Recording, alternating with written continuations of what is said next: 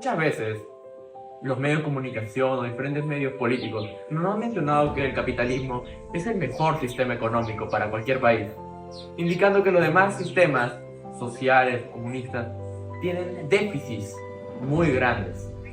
Pero nos preguntamos, ¿por qué si es el mejor sistema y es tan perfecto? ¿Por qué creó una crisis global, la cual destruyó la economía de no solo un país, sino de toda Europa?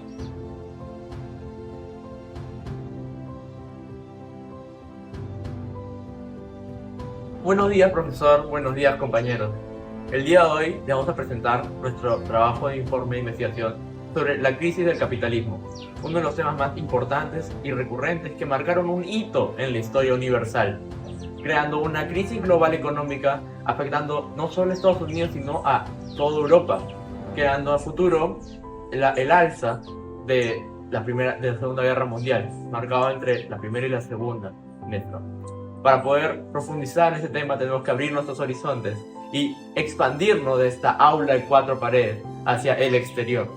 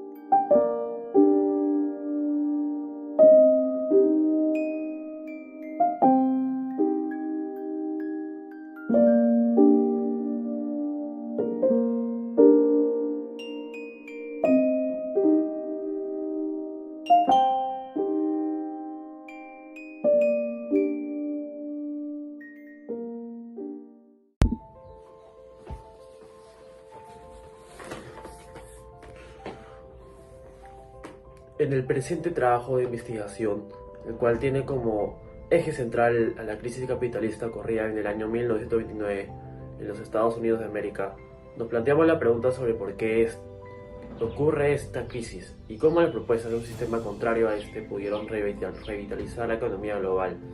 Esto lo hablaremos a través de una introducción, contextualización, preguntas, objetivos, hipótesis, explicación, argumentación y conclusiones. Por esos mismos motivos iniciamos con esta investigación con la introducción.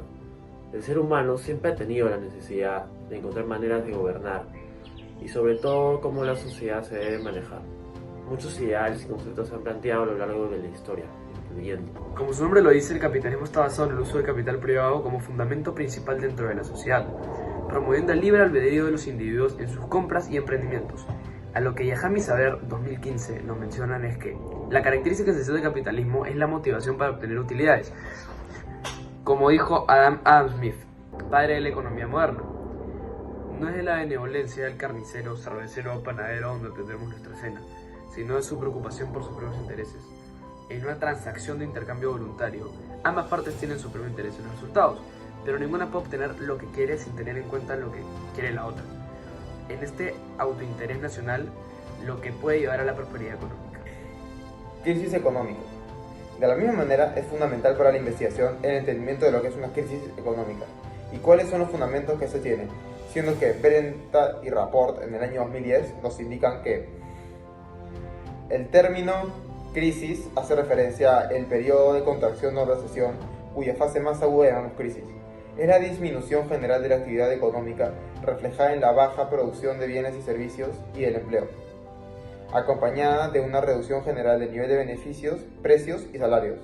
Habiendo mencionado qué es una crisis y qué es el capitalismo, podemos sumergirnos en la historia y comprender qué fue la crisis capitalista, siendo que Benjamín y Vida 2021 nos dicen que la Gran Depresión, nombre con que fue bautizada la crisis económica desatada por el desplome de la bolsa en Nueva York, ocurrida el 29 de octubre de 1929, fue, junto con las dos guerras mundiales, uno de los hechos que afectó directamente a millones de personas en los diferentes países del globo durante el siglo XX. Antes de poder imaginarnos la crisis capitalista como la conocemos hoy en día, existieron diferentes acontecimientos históricos la cual la marcaron a profundidad y dieron una antesala de lo que iba a suceder. Uno de estos acontecimientos y causas principales fue los locos años 20. Sucedía, como su nombre lo dice, entre 1920 a 1929 como máximo. Está caracterizada por la cantidad de excesos, lujos y gastos que realizaron los americanos en su país usando crédito y diferentes otros medios para poder complacerse de diferentes modos. Los locos años 20, como tal, según se nos es explicado por la Casa Museo de Eduardo Frei Montalva 2020, nacen precisamente en Estados Unidos como consecuencia directa a la bonanza económica de la Primera Guerra Mundial y se extiende al resto de Europa y otros países entre 1922 a 1924, cuando el fantasma de la guerra ya se había desaparecido y solo quedaba un momento de reconstrucción social. El fenómeno, que supuso una gran prosperidad y aumento económico para las personas, generó una burbuja especulativa, finalizando con el jueves de octubre de 1929 en el jueves negro, por así llamarlo, el cual dio inicio a esta crisis.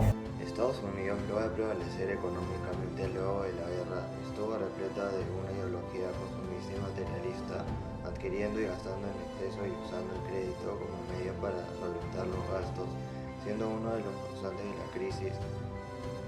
Lo mencionado puede evidenciar por lo dicho por Toca, que fundamenta que el consumismo de los años 20 en Estados Unidos no solo se caracterizó por la ostentación y la inconsciencia y los excesos, sino también por la feliz incorporación de una parte importante de la población al disfrute de unos bienes que hoy consideramos básicos. Todas estas descripciones mencionadas nos dan una idea de lo que consistía la crisis capitalismo de los años 1929, pudiendo presentar la contextualización de este tema, el cual profundiza más las causas y ciertas consecuencias de la crisis. La crisis capitalismo es un tema recurrente a lo largo de la historia moderna, siendo que este marcó un antes y después en la historia económica mundial. Este acontecimiento no solo fue uno de los causantes de la pobreza y desesperación de cientos de personas, sino que también generó cuestionamientos sobre las bases de un sistema económico dominante y la certeza de este mismo. Este sistema ha demostrado graves problemas que afectan a todos. El capitalismo ha ampliado la brecha entre los ricos y pobres, lo que ha generado tensiones sociales y movimientos de protesta. El origen del capitalismo estuvo realmente ligado y determinado por la expansión industrial textil realizada en Gran Bretaña durante el siglo XVII, gracias a la manifestación del trabajo.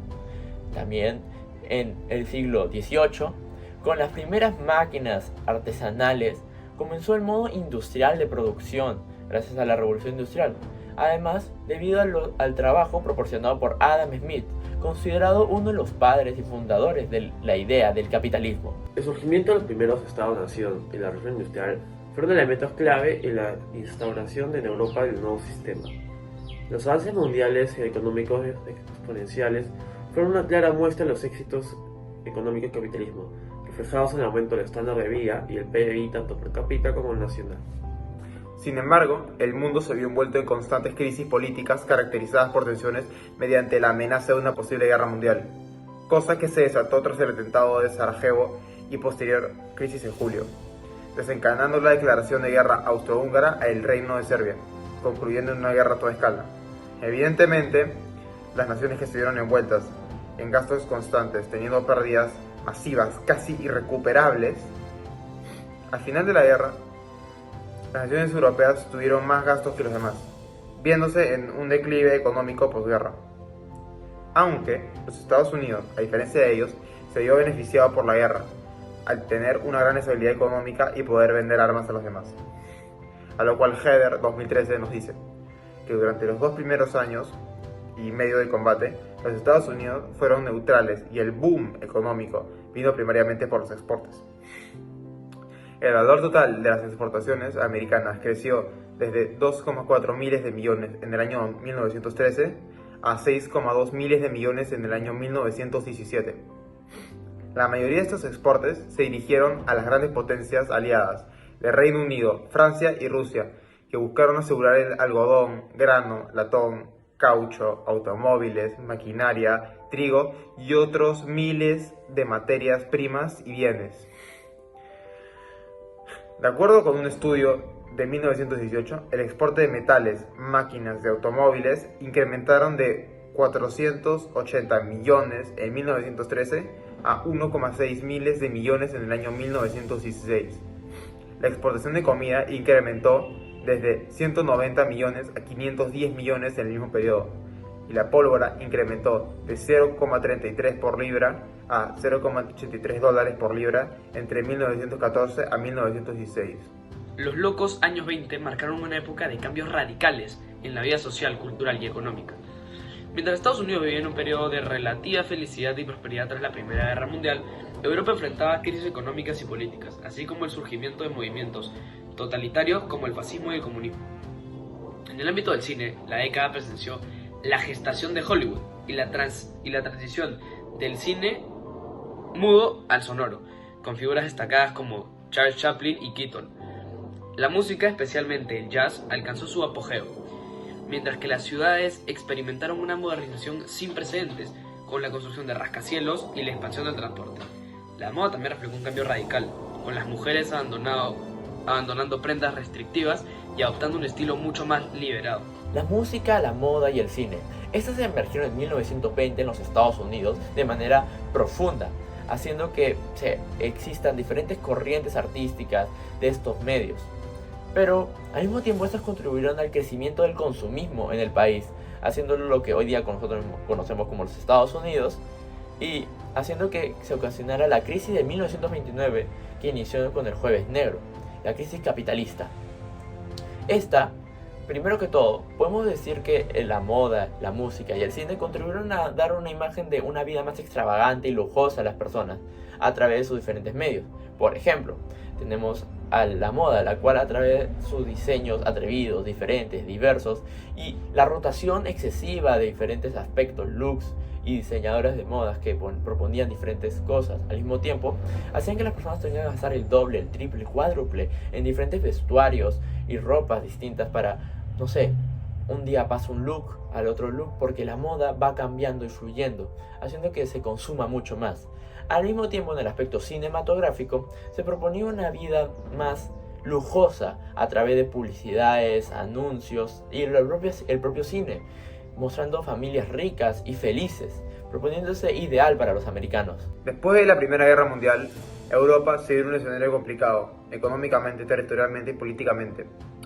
Por lo que citaremos a Martínez, que en el año 2015 nos dice que entre los años 1918 y 1979, la economía de Europa estuvo hipotecada por las deudas contraídas durante la Primera Guerra Mundial, por los elevados costes de recuperación por las sanciones impuestas a los países vencidos, por la escasez de capital, por los cambios de fronteras que se marcaron algunas regiones industriales como Alta Silesia, separaron áreas industriales mutuamente dependientes como el carbón de Ruhr y el hierro de Alsacia.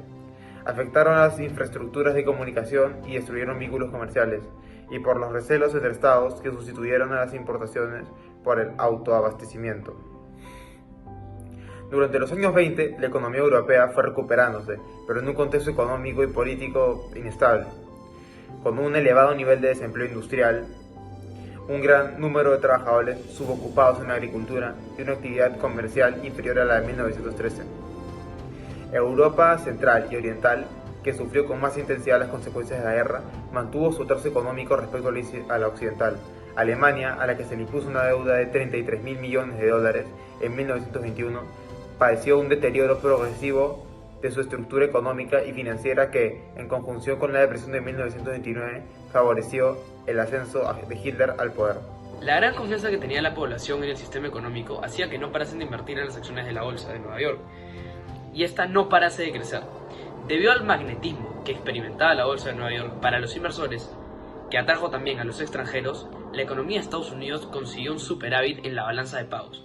Llegó a tener la mitad de las reservas mundiales de oro, y el dólar fue la única de las monedas fuertes que permaneció convertible.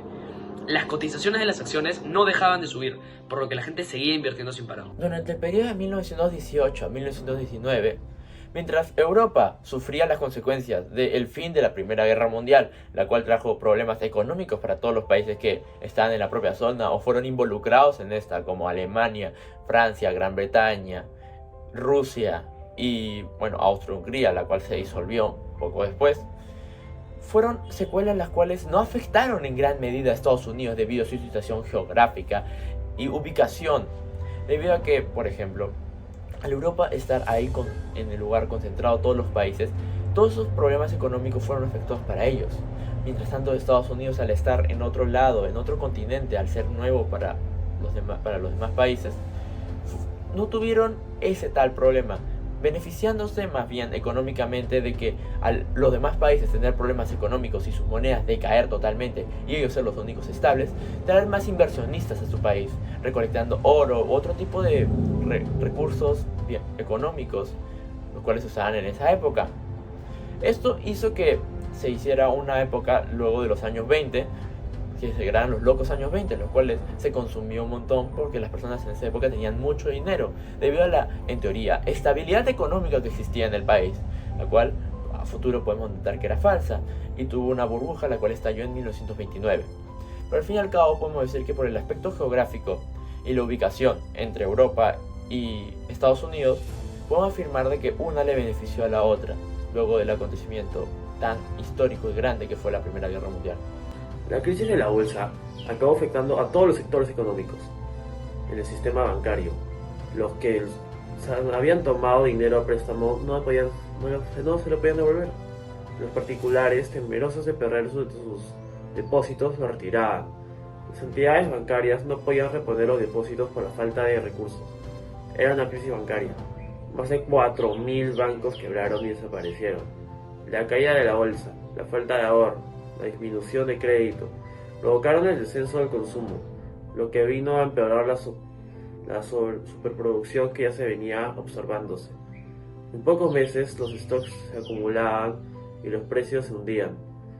Era la crisis industrial. A la altura de 1973, la producción industrial se había reducido a la mitad y más de 100.000 empresas habían desaparecido.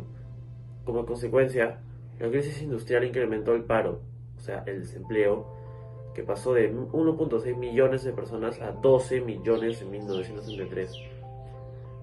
El desempleo acentúa la caída de la demanda. Los millones de parados y sin ingresos dejaron de consumir. Así, con la caída de la demanda, disminuye la producción industrial y agrícola. La crisis aumentaba y se aumentaba, mientras el gobierno de Estados Unidos no encontraba soluciones para este amigo. Tardó en actuar y las primeras medidas no fueron efectivas. Afortunadamente, la implementación del plan New Deal propuesto por el presidente Franklin Delano Roosevelt, basado en los ideales del economista Keynes, se pudo mejorar la situación económica de Estados Unidos, haciendo un plan relativamente socialista, haciendo que el Estado intervenga en las acciones privadas y así pudiendo recuperar la economía. Por aquellos motivos, presentando la introducción y la contextualización, presentamos nuestra pregunta de investigación, la cual marcará un inicio a esta y la cual terminará en las conclusiones. Nos preguntamos, ¿de qué manera los planteamientos keynesianos aplicados en los Estados Unidos de América en 1939 influyen en el fortalecimiento de la ideología socialista a nivel global? Nuestro objetivo general es analizar la manera en que los planteamientos keynesianos aplicados en Estados Unidos de América en 1939 influyen en el fortalecimiento de la ideología socialista a nivel global. Finalmente, nuestros objetivos específicos son describir los conceptos elementales de estado de bienestar, New Deal e ideología socialista para poder relacionar y valorar su importancia con el tema. Luego tenemos identificar cuáles fueron los planteamientos del estado de bienestar y cuáles son sus fundamentos para poder comprender y valorar estos. Finalmente tenemos analizar la relación y influencia que tuvo en estos planteamientos y su eficacia en el país para el socialismo a nivel global. Nuestra hipótesis general sobre el tema, la cual abarca a todos los integrantes de esta, es que los planteamientos keynesianos aplicados en los Estados Unidos de América alrededor de los años 1939 influyeron positivamente en el fortalecimiento de la ideología socialista a nivel global. Empezando nuestra explicación, habiendo ya propuesto en la introducción, contexto y planteado nuestra pregunta, objetivos e hipótesis, hemos decidido viable y pertinente poder convertir los objetivos específicos en categorías, las cuales podrán ser divididas en subcategorías por consiguiente y ser más específicas y fundamentales para poder resolver las preguntas que nos vamos a plantear en estas mismas. Las categorías que hemos propuesto son definiciones de conceptos básicos, planteamientos de los estados de bienestar e influencia del fortalecimiento del socialismo. Iniciando con la primera categoría de estas, tenemos las definiciones básicas, en las cuales vamos a responder qué es estado de bienestar, New Deal e ideología socialista. En primer lugar, es primordial definir primero el qué es el estado de bienestar, planteado por Keynes, siendo que a su vez Farage en el año 2007 nos menciona sobre este tema, sintetizando lo establecido por el economista. Nos dice que el estado de bienestar se define como una serie de disposiciones legales que dan derecho a los ciudadanos a percibir prestaciones de seguridad social obligatoria y a contar con servicios estatales organizados en el campo de la salud y de la educación, por ejemplo, en una amplia variedad de situaciones definidas como de necesidad y contingencia. Los medios a través de los que intervienen, pues el estado de bienestar, son reglas burocráticas y disposiciones legales, pagos en metálico y puesta en servicio de la experiencia profesional de profesores, maestros, médicos y asistentes sociales. Sus orígenes ideológicos están muy entremezclados y son heterogéneos, desde fuentes socialistas hasta católicos conservadores. Su carácter resultante de compromisos ideológicos, políticos y económicos interclasistas es algo que el estado de bienestar comparte con la lógica y planteamiento keynesiano de política económica. Continuando con las definiciones, la recuperación de los Estados Unidos de América estuvo basado en los ideales keynesianos, estando principalmente basado en el estado de bienestar. Este tipo de pensamiento llevó a la creación e implementación de un nuevo plan, que, usando las bases establecidas, traería al flote el país hundido, llamándose New Deal. La autora Rodero 2017 nos indica que New Deal o Nuevo Pacto sentó las bases para que el Estado interviniese en la economía, convirtiendo el sector público en una pieza clave para generar riqueza, reducir el desempleo e impulsar la economía. Para ello se basó en los postulados de John Keynes, o Keynes, el teórico más destacado de la crisis y de sus soluciones. Las políticas del New Deal ayudaron a que los Estados Unidos de América puedan recuperarse de la crisis económica por la que estaba pasando. Para poder determinar cómo esta propuesta del New Deal ayudó a Estados Unidos a recuperarse de la crisis, citamos a Musa de 2022, que nos indica los principales aportes y consecuencias traídas por la implementación de esas políticas. El aumento de producción industrial hasta alcanzar los niveles de 1909, una baja moderada de desempleo, que todavía alcanzaba los 9.5 millones de estadounidenses en 1939, es decir, el 17% de la población se encontraba económicamente activa. implementando esa gran cantidad de programas gubernamentales que todavía subsisten. Estos mismos efectos que pudimos evidenciar sobre el New Deal, podemos evidenciarlos en la siguiente gráfica, la cual nos demuestra que entre 1929 hasta 1933 aproximadamente, la producción industrial, la tasa de desempleo y el PIB real de los Estados Unidos de América estaba a la baja, o bueno, en el caso de la tasa de desempleo, a la alta, afectando a miles de personas en el país y demostrando la crisis en la que están. Pero, de manera exitosa y afirmando lo que hemos mencionado, a través de la elección de Roosevelt y su propuesta del New Deal en 1932, se llevó desde 1933 en adelante a un progreso, haciendo que la situación se recuperara alrededor de los años 35 y 36 y más bien superara la situación de 1929, estando el país en una situación aún mejor. Al mismo tiempo, los planteamientos realizados por la New Deal en los Estados Unidos de América, como podemos evidenciar en el siguiente gráfico, la cual no solo incluye a ese país, sino a Francia, Alemania y Gran Bretaña, países europeos afectados por la Primera Guerra Mundial, fueron beneficiados de cierta manera al tener el crecimiento económico, debido a que luego de la crisis de 1929 todos cayeron económicamente, pero luego de la implementación del New Deal, no solo Estados Unidos fluyó, sino que también otros países, como los mencionados anteriormente, los cuales se estabilizaron y llegaron a un mejor punto en el que estaban antes, los cuales ya era bajo, pero lograron superar a través de la implementación del New Deal. Continuando con la etapa de las definiciones y habiendo definido dos de estos términos, es el turno de poder especificar qué es la ideología socialista y básicamente en qué consiste la misma. Para ello citamos a Moreno, de quien podemos decir que el socialismo es una doctrina política, social y económica basada en la gestión de los medios de producción y la distribución de bienes por parte del Estado. También se refiere al sistema de organización social y político económico basado en esa doctrina. Habiendo culminado con la primera categoría de nuestra investigación, podemos sumergirnos en los planteamientos del estado de bienestar, estando dividida en económicos, sociales y políticos. El estado de bienestar tuvo distintos planteamientos, los cuales generaron la implementación del New Deal en los Estados Unidos de América. Un enfoque primordial, la cual generó que tan solo en 10 años se lograra sacar al país de una de las peores crisis de toda la historia. Entre uno de los ideales de ese tipo de sistema se encuentran ciertas sesiones económicas esenciales, entre las cuales están presidir las negociaciones colectivas. El estado de bienestar actúa de árbitro en negociaciones a tres bandas, con la presencia de los sindicatos y la patronal. Intervenir con políticas monetarias y presupuestarias, es lo que nos dice Martínez en el año 2013. De la misma forma, los planteamientos propuestos por King tienen una ideología política e impactan de manera significativa este ámbito de la sociedad. Esto se nos menciona por el mismo autor, quien fundamenta la participación de este planteamiento en el ámbito político a través de la siguiente acción: intervencionismo en la política económica. En el caso de bienestar y bajo la inspiración keynesiana, se han abandonado en la práctica algunos de los elementos de la teoría liberal del Estado, y así ha dejado de ser no inversionista, estimándose que llega a controlar entre el 40 y 50% del PBI.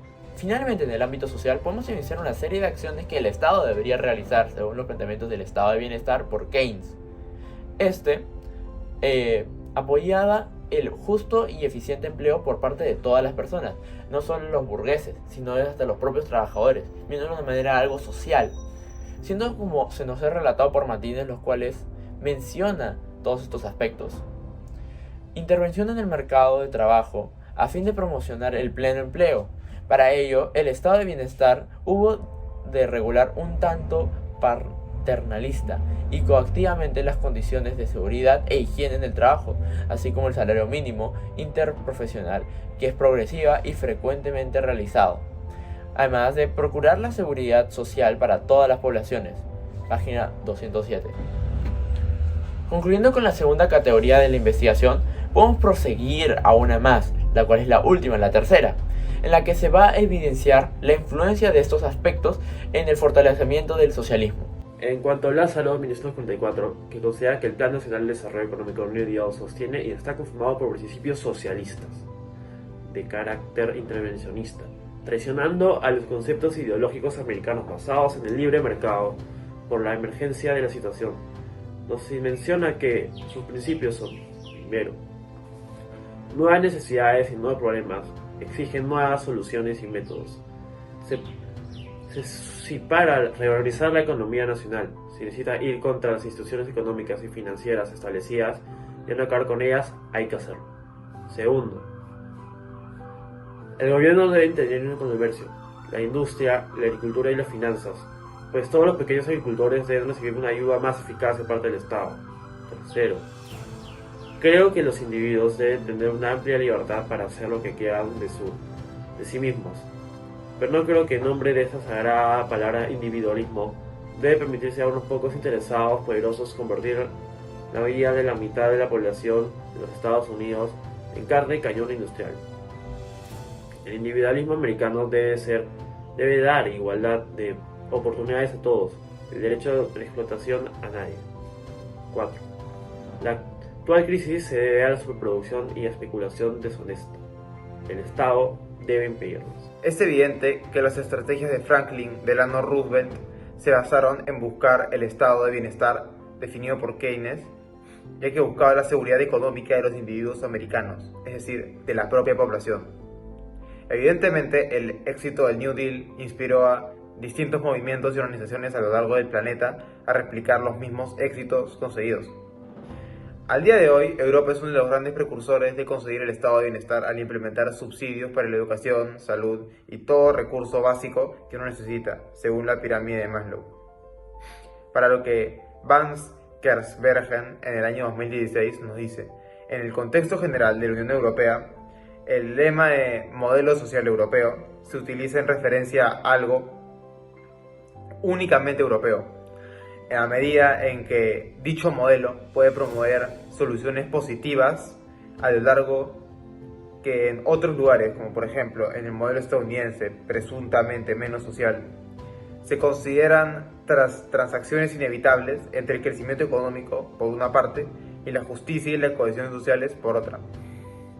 Debido a su eficacia, la Comisión Europea defiende el estado de bienestar que se ha desarrollado como un ejemplo en otros países, y la propia Unión deben aplicar. En estas palabras del expresidente de la Comisión Europea, José Manuel Durão Barroso, no solo se limitaría a los confines de la Unión Europea, sino el sueño socialista de un estado de bienestar se extendería a lo largo del globo, llegando a regiones como Sudamérica, donde se acogió con gran entusiasmo en todos los países sin excepción. Arrate en 1984 nos habla sobre la aparición del socialismo en Sudamérica y nos menciona que de esta manera es posible visualizar el surgimiento y desarrollo del socialismo sudamericano, sino corrientes orgánicas precisas. Tres tendencias no se corresponden necesariamente con formas institucionales políticas, ya que en varios casos atraviesan o están presentes en forma embrionaria o contradictoria dentro de organizaciones en las que conviven con expresiones de signo diverso. Ninguna de ellas puede ser catalogada en términos del parámetro de lo europeo, de una manera rígida. Más bien, el discriminante es la forma en que abordan lo europeo, ya sea imitando, copiando, adaptando o criticando. Es diversa, por lo tanto, la manera como estas tendencias se relacionan con la realidad sudamericana y con los problemas de los respectivos países. Habiendo podido proporcionar diferentes autores de confianza y reconocimiento público para la explicación, o mejor dicho, marco teórico de la investigación, hemos visto viable e importante poder hacer una argumentación personal en la que cada uno de nosotros, los 5 de la investigación, podamos plantear una tesis personal, la cual tenga que ver con el tema y pueda darnos un punto de vista distinto sobre el mismo tema, porque no todas las personas tienen el mismo pensamiento. Por aquellos motivos les vamos a recordar la hipótesis inicial que teníamos. Los planteamientos keynesiistas aplicados en los Estados Unidos de América en 1939 impactaron positivamente en el fortalecimiento de la ideología socialista a nivel global. Tras haber realizado la investigación sobre el capitalismo, la Gran Depresión y la búsqueda de un denominado estado de bienestar, tras las reformas socialistas de Franklin Delano Roosevelt, y citando y mencionando autores de total fiabilidad e información verídica, es oportuno indicar que yo considero que la implementación de un estado de bienestar en los países que constituyen a Europa contribuyeron a su incremento de calidad de vida, pero a su vez trajo muchos graves problemas sociales. Como lo mencionado anteriormente por Van der Bergen, la Unión Europea implementó un estado de bienestar, fortaleciendo las capacidades socioeconómicas del común de las personas, a base de los principios socialistas de Keynes, ayudando a satisfacer las necesidades básicas de las personas, dando pie a la Europa de hoy. Uno de los grandes factores en donde se produjo estos cambios significativos es el índice de calidad de vida en donde Europa y las otras naciones occidentales lideran con creces este símbolo, relegando a las demás naciones a una posición secundaria. No solo incrementó la calidad y esperanza de vida en Europa, su economía también mejoró sustancialmente. En comparación de las demás naciones, se repite el patrón, donde se determina que los estados occidentales son los más desarrollados con amplia diferencia. Es evidente que Europa, tanto económicamente como en esperanza de vida, sobrepasa el promedio del mundo con creces al tener bien desarrollada la idea del estado de bienestar. Sin embargo, carece de una estabilidad social necesaria para que este progreso perdure en el tiempo. De hecho, en Europa, la situación al tener tanta inestabilidad ocasiona diferentes tipos de conflictos entre diferentes etnias, religiones y en sí todos los grupos sociales. Bueno, una de las principales causas, según Tercero, se basa en la crisis de refugiados, que nos menciona que cuando se habla de una crisis migratoria en Europa se hace referencia a una situación humanitaria crítica que tuvo su momento pico en el año 2015, producto de un flujo incontrolado de refugiados, solicitantes de asilo, migrantes económicos y otros migrantes en condición de vulnerabilidad, que en conjunto comparten sus vías de desplazamiento irregular hacia países de la Unión Europea. De acuerdo al vicepresidente de la Comisión Europea, Frans Timmermans, se trata de una crisis mundial que se necesita una respuesta europea. Según datos brindados por la Organización Mundial de las Migraciones, OIM, 32.080 migrantes y refugiados arribaron a Europa por vías marítimas en los primeros 150 días de 2018. El portavoz de la organización precisó que un 42% llegaron a Italia, un 34% a Grecia y un 24% a España. En el mismo periodo 2017, un total de 70.870 personas llegaron a los países europeos, mientras que en el mismo periodo 2016 Europa recibió a 230.230 refugiados. Generando una sociedad multicultural que posee muchísimos beneficios, pero en general trae más conflictos entre los distintos grupos al tener ideales muy distintos, y estos tratan de imponer los suyos sobre los demás, que es algo natural del ser humano. En principio buscaban trabajo, ya que el estado de bienestar que ayudaba a que las personas se retirasen temprano ocasionó un efecto adverso, que es que cada vez había menos gente empleada, ya que estos se retiraban mucho antes de lo previsto, ya que plata y sus necesidades ya estaban cubiertas. Estos ya no requerían trabajar para poder subsistir, básicamente. Frente a esos problemas migratorios, Kader nos afirma que unos 25 millones de musulmanes viven en los 28 estados miembros. Cuando llegaron en búsqueda de trabajo, resultaban necesarios para los sectores calificados como difíciles, sucios y peligrosos. En los años 80 se les empezó a percibir no como migrantes de Marruecos, Pakistán o Turquía, sino como musulmanes, que ponían en peligro el tejido social europeo.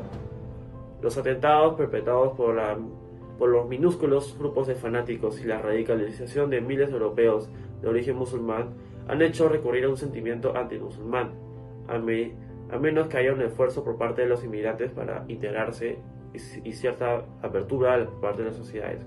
Las tensiones resultan preocupantes. Es decir, un ejemplo claro de la crisis social que se vive en Europa son los musulmanes, que siempre traen problemas en estos países. Después de haber analizado, investigado muchas opiniones de varios autores sobre el tema de cuestión, se ha podido obtener una visión más amplia y completa del mismo. A través de la exploración de diferentes puntos de vista y enfoques, se ha logrado identificar tanto áreas como de acuerdo como discrepancias entre las diversas teorías y opiniones presentadas. Es por esto que me siento confiado al sostener que la implementación de un estado de bienestar en el Perú contribuyó a un incremento de calidad de vida, pero a su vez trajo varios problemas económicos. En primer lugar, hay que tener en cuenta que la implementación de un estado de bienestar es un tema muy complejo, que requiere un gran análisis. En el caso del Perú, no es la excepción, y se pueden identificar algunos acontecimientos importantes que salían directamente al desarrollo de un estado de bienestar nacional. En la década de 1930, durante el gobierno de Óscar Benavides, se implementaron algunas reformas sociales, como la creación del Seguro Social Obrero y la promulgación del Código de Menores, por ejemplo. En la década de 1960, durante el gobierno de Fernando Belaúnde Terry, se establecieron programas de vivienda social y se fortaleció el sistema de salud pública. En la década de 1970, durante el gobierno revolucionario de Juan Velasco Alvarado, se nacionalizaron recursos naturales y se implementaron reformas agrarias y programas de redistribución de ingresos. A partir de la década de 1990 se consolidaron programas de transferencias monetarias condicionadas con el Programa Nacional de Asistencia Alimentaria, PRONA, y el programa Juntos para combatir la pobreza y la desnutrición. Esos acontecimientos o programas que se iban ofreciendo con el pasar de las décadas tienen puntos muy positivos que son importantes de recalcar y reconocer. Por ejemplo, los indicadores sociales como la esperanza de vida al nacer, las tasas de alfabetización y la cobertura de servicios básicos experimentaron y hasta ahora experimentan mejoras notables en comparación con los niveles registrados a principios del siglo XX. Programas como Juntos han desempeñado un papel importantísimo en la reducción de la pobreza extrema y el fortalecimiento de los sectores de salud y educación para las familias más vulnerables. Por otro lado, es importante reconocer que aunque estos cambios afectaron de manera positiva la calidad de vida de muchas personas, trajeron consigo muchos problemas económicos para el país. Con la expansión de servicios, por ejemplo, aumentó el gasto público necesario para costear estos programas sociales. Esto ejerció una gran presión en las finanzas del Estado, generando déficits fiscales elevados y la necesidad de aumentar los impuestos o recurrir al endeudamiento para financiarlos. Finalmente, reformas estatistas como nacionalizaciones e intervención de la agricultura desalentaron la inversión privada y distorsionaron los mercados. Esto, junto con políticas económicas similares, frenó la productividad y el crecimiento del país. Menores ingresos fiscales limitaron el apoyo a programas de bienestar social a lo largo del plazo. De manera personal, proponiendo la tesis, la cual he realizado, podemos ver de que el planteamiento del estado de bienestar, la cual influyó directamente en el New Deal propuesto por Franklin Delano Roosevelt, siendo prácticamente los mismos valores y principios propuestos por Keynes, pero con otro nombre y adaptados más para la sociedad americana, tuvieron valores socialistas directamente, siendo uno de estos uno de los más importantes en el sector económico, la intervención del Estado en el sector privado y en los recursos de este, siendo algo que pudo llevar adelante y fue fundamental para que el país salga adelante. Algo que actualmente, en el que no es aplicado, es algo mal visto por parte de diferentes americanos, y realmente el país más capitalista que existe hasta ahorita no va a implementar una idea social como tal, pero sí de otras maneras, como fue propuesta por el New Deal. De la misma manera, puedo afirmar que este cambio económico y fortalecimiento del socialismo, la cual hizo que otros países europeos, que también estaban en crisis en esa misma época, aplicaran este estado de bienestar para sus propias economías, viendo posible que ellos también resurjan y estén en un mejor estado como estaban antes, o puedan equipararse a lo que estaba haciendo Estados Unidos. Por ejemplo, tenemos a Francia, Gran Bretaña o hasta España en ciertos momentos, los cuales implementaron subsidios en su país que aún hasta en algunos países se mantiene y hasta son aún más fuertes, los cuales promueven que las personas vengan a su país, inviertan, vivan, coman, vengan de turista u otro tipo de actividades las cuales puedan traer un beneficio económico para el país a las personas que vienen colaborar económicamente, trabajando o comprando o pagando cosas. Por esos mismos motivos, además, podemos ver en la siguiente gráfica que alrededor de los años 50 y 60 hay un evidente crecimiento económico de los países europeos. Esto es debido a que durante estas épocas el estado de bienestar fue impuesto por ellos y implantaron ese tipo de acciones en su gobierno, poniéndolo como base y haciendo que puedan crecer, al igual que Estados Unidos ya estuvo creciendo desde que lo implementó en el año 1933 por Franklin Delano Roosevelt. Por esos mismos motivos, al analizar la situación y viendo que el fortalecimiento de la ideología socialista, su implementación en diferentes contextos y países, por ejemplo los europeos, fue beneficioso para la sociedad, no solo enfocándose en las personas burguesas, las cuales tenían ya dinero, sino las personas que más lo necesitaban y necesitaban un recurso económico viable y accesible. Esto, por esos mismos motivos, podemos afirmar que el fortalecimiento de la ideología socialista a nivel global fue beneficioso para el crecimiento económico de las grandes potencias, tras la implementación de los pensamientos keynesistas en Estados Unidos de América en 1989. A continuación presentaré en esta parte, la cual es individual, mi postura, la cual es el fortalecimiento a nivel global de la ideología socialista en base a los planteamientos keynesianos tuvo un impacto negativo en la nación de Cuba. Como se mencionó anteriormente en la explicación grupal, los planteamientos keynesistas fortalecieron la ideología socialista. Sin embargo, esta ideología en diversos países fue implementada de mala manera. En esta primera parte, la argumentación en postura individual va a hacer énfasis en Cuba, una nación en la que se reconoce que hay actividad socialista, pero ¿desde cuándo el socialismo se ha instalado en esta nación? Para ello citamos a Gómez, que en el año 2014 nos dice que el 1 de enero de 1959 finalizó una de las etapas más importantes de la Revolución Cubana, dando salida al dictador Fulgencio Batista y estableciéndose el gobierno revolucionario encabezado por Fidel Castro y Ernesto Che Guevara. Estos fueron dos líderes, sin embargo, se puede decir que estos fueron dos líderes socialistas. Para poder evidenciar ello, citamos a Ortiz, que en el 2023 nos explica que en la fiesta del 1 de mayo, un exultante Castro proclamó enfáticamente que la cubana era una república de tipo socialista y que al regirla un gobierno revolucionario, su naturaleza era ejemplarmente democrática. La revolución no tiene tiempo para elecciones, manifestó, para luego en junio añadir, dentro de la revolución, todo, contra la revolución, nada. El 2 de diciembre, el comandante afirmó, por si quedaba alguna duda, que él era marxista y leninista y que Cuba había tomado la senda del comunismo. Sin embargo, estos cambios tuvieron un impacto significativo para el país.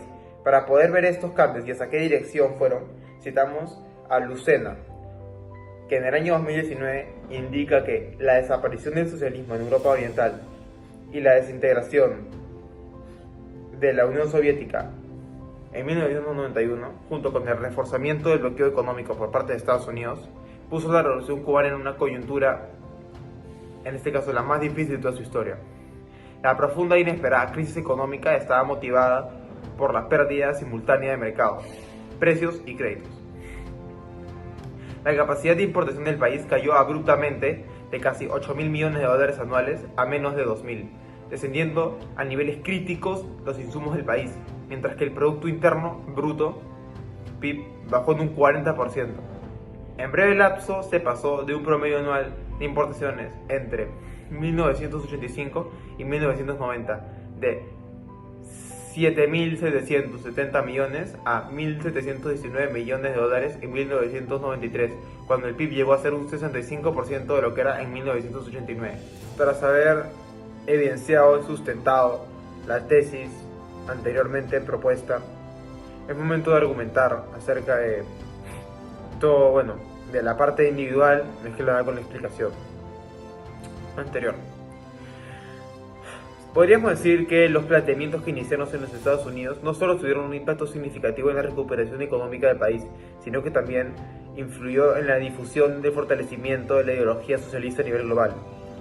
Sin embargo, es importante destacar que esta influencia no siempre tuvo consecuencias positivas, especialmente en casos como el de Cuba. La revolución cubana fue liderada por Fidel Castro y Ernesto Che Guevara, el cual estableció un gobierno revolucionario con ideales socialistas y comunistas, anunciando la transformación de Cuba en una república socialista. Aunque inicialmente hubo avances en términos de redistribución de la riqueza y acceso a servicios básicos como la educación y la salud, la dependencia económica de Cuba a la Unión Soviética y el bloqueo económico impuesto por Estados Unidos llevaron a una profunda crisis económica en la década de 1990.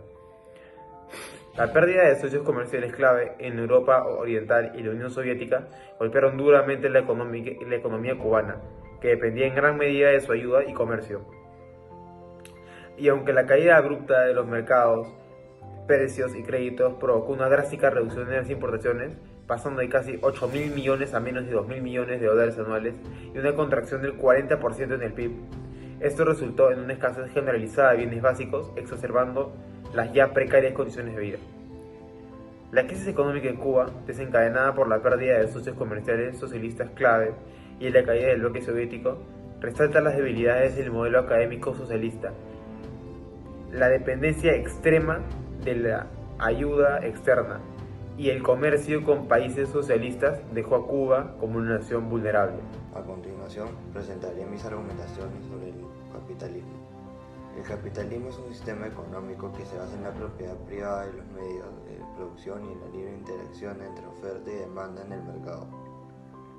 Las empresas buscan constantemente mejorar sus productos y servicios para atraer a más clientes, lo que conduce a avances tecnológicos y mejoras en la calidad de vida. El capitalismo permite a las personas tener la libertad de elegir en qué invertir su tiempo, talento y recursos. Los individuos pueden emprender negocios, elegir sus carreras y tomar decisiones económicas según sus propias preferencias y metas. Aunque el capitalismo no es perfecto y puede llevar a desigualdades económicas, históricamente ha demostrado ser el sistema más efectivo para elevar el estándar de vida de las personas. Ha sacado a millones de personas de la pobreza en todo el mundo a generar empleo, aumentar la producción y crear oportunidades económicas.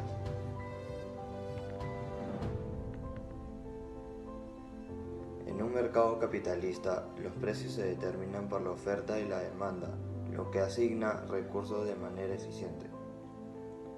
Las empresas que no pueden satisfacer las necesidades del mercado tienden a fracasar, mientras que las que son eficientes y responden a las demandas del consumidor prosperan.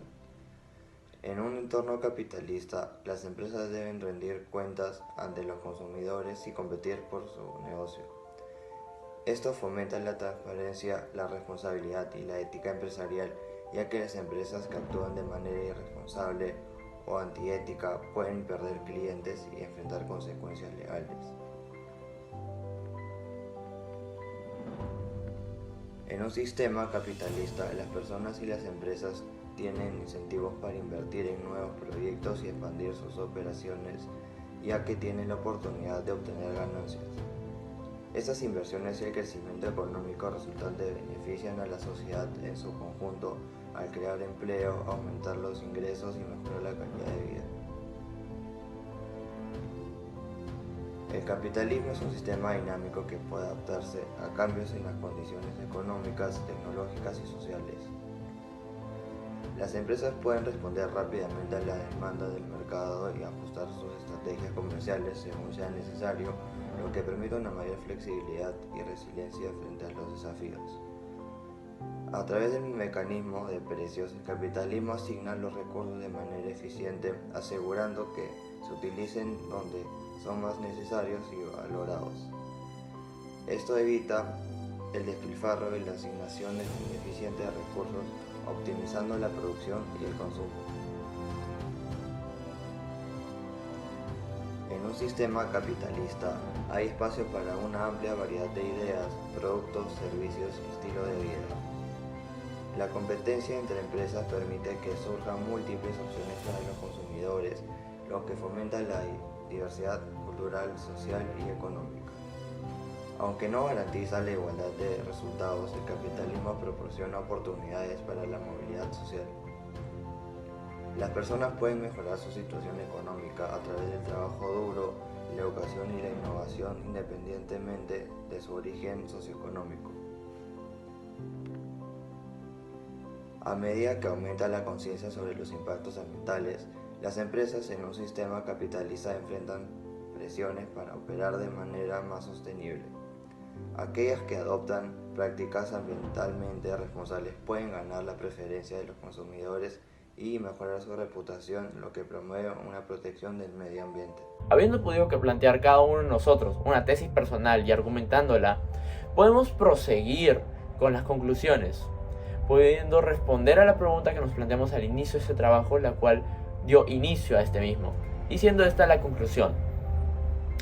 Finalmente, los planteamientos keynesianos aplicados en los Estados Unidos de América a través del plan propuesto por Franklin Delano Roosevelt en 1933, llamado New Deal, generó un impacto a gran medida la concepción y aceptación de la ideología socialista a nivel global, fortificándola. Podemos afirmar esto debido a que la implementación exitosa de este sector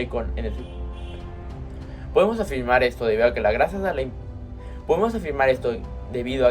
gracias a la implementación exitosa de este tipo de ideas, las cuales tienen una base social, por ejemplo, en el New Deal, la cual es un estado de bienestar planteado por Keynes, pero con otro nombre, realizado por Franklin Delano Roosevelt, para que no sea catalogado de cierta manera errónea por parte de los americanos.